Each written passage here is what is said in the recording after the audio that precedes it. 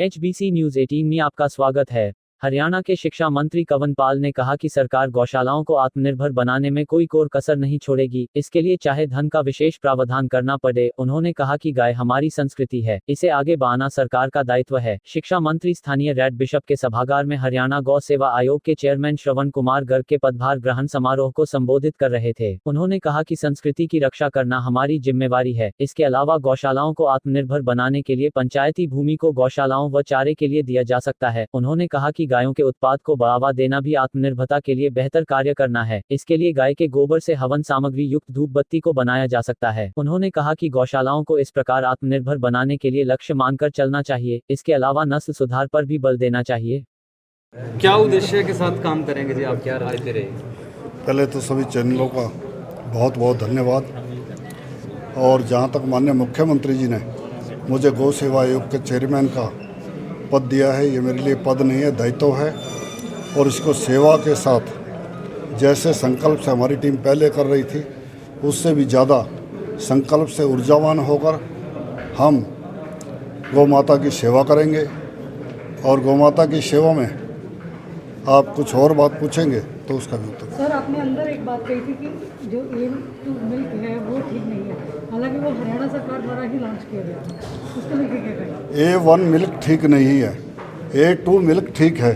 भारतीय नस्ल की जो गायें हैं, साहिवाल है, गिर है, हरियाणा है, थारपारकर है, वह अन्य नस्लें हैं, उसका A2 मिल्क है। जिस गाय के ऊपर वो ठुई जैसा स्थान होता है, ऊपर से उभरा हुआ स्थान है, वो गौमाता भारतीय गौवंश की है, उसका दूध ठीक है।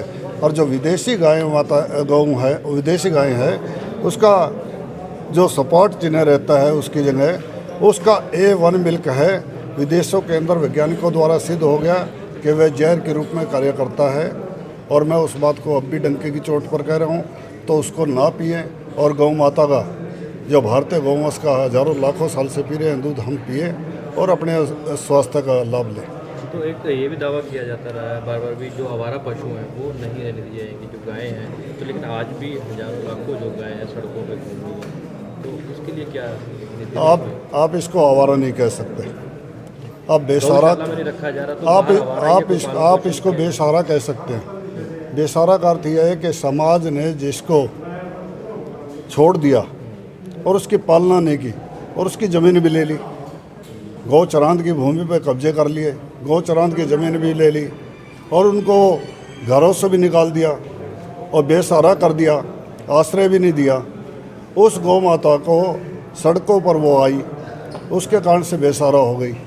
और जब से माननीय मुख्यमंत्री मनोहर लाल जी के नेतृत्व में हरियाणा की सरकार बनी है, इस पर कार्य किया है। कम से कम 350 गौशालाएँ पहले थी, आज 650 गौशालाएँ हैं। 3.25 लाख गौशालाओं में था, 4.5 लाख है।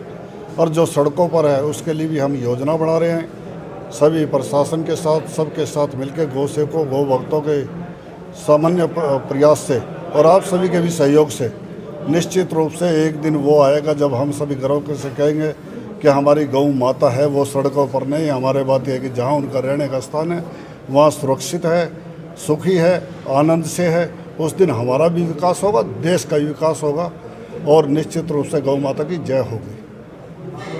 HBC न्यूज 18 के लिए अक्षय धीमान की रिपोर्ट।